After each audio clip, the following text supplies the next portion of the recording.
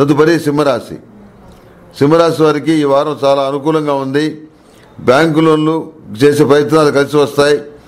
వ్యాపారంలో స్వల్పమైనటువంటి మార్పులు చేయాలని నిశ్చయించుకుంటారు. ఈ దిశగా వ్యాపార ప్రచారానికి గాను నూతన ప్రణాళికల్ని అమలుపరుచుకుంటారు. పునర్వివాహ సంబంధమైనటువంటి ప్రయత్నాలు ఫలిస్తాయి. శుభకార్యాలు చేయగలుగుతారు. వృత్తి ఉద్యోగాల పరంగా మీ కృషికి తగినటువంటి ఫలితాలు అందుకోగలుగుతారు.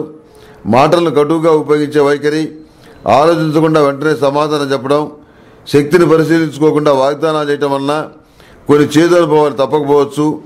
ఈ విషయమై జాగ్రత్త వహించండి. రహస్యమైనటువంటి రుణాలు చేస్తారు. ఆ రుణాలను సద్వినియోగపరచుకోగలుగుతారు. కరెస్పాండెన్సులు, సాంస్కృతిక కార్యక్రమాలు, విదేశీ యత్నాలు మొదలైనవి అనుకూలమైన దిశలో పయనిస్తాయి. స్పెక్యులేషన్లో నష్టపోకుండా జాగ్రత్త పడటమే మీకు పరోక్షమైన లాభంగా పరిణమిస్తుంది.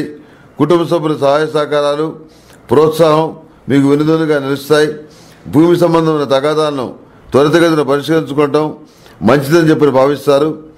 ఆరావళి కుంకుమతోటి ప్రతిరోజు శ్రీ మహాలక్ష్మీదేవిని పూజించండి. తప్పకుండా మంచి ఫలితాలు సంప్రాప్తిస్తాయి. వివాహాలు, శుభకార్యాలకు సంబంధించిన విషయ వ్యవహారాలు భగవంతుడి దయ వల్ల ఆకస్మికంగా ముడిపడతాయి.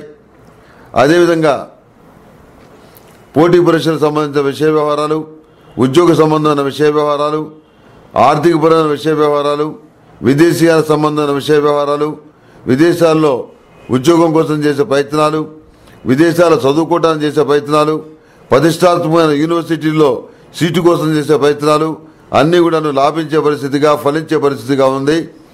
అనుకూలమైన కాలాన్ని ఉపయోగించుకోవడం అనేది తెలివైన వారి లక్షణం. గ్రహగతులు చాలా అనుకూలంగా ఉన్నాయి. ఈ తెలివైనటువంటి విషయాన్ని గమనించి మీరు ఉపయోగించుకోవడం అనేది చెప్పదగినటువంటి సూచన. అదేవిధంగా ఈ నెల 27వ తేదీన అంటే మహాశివరాత్రి నాడు జరిగేటువంటి మహాపాశుపత హోమంలో పాల్గొని మహాపాశుపత హోమం చేయటం అనేది ఈ రాశి వారికి విశేషంగా చెప్పదగినటువంటి సూచన.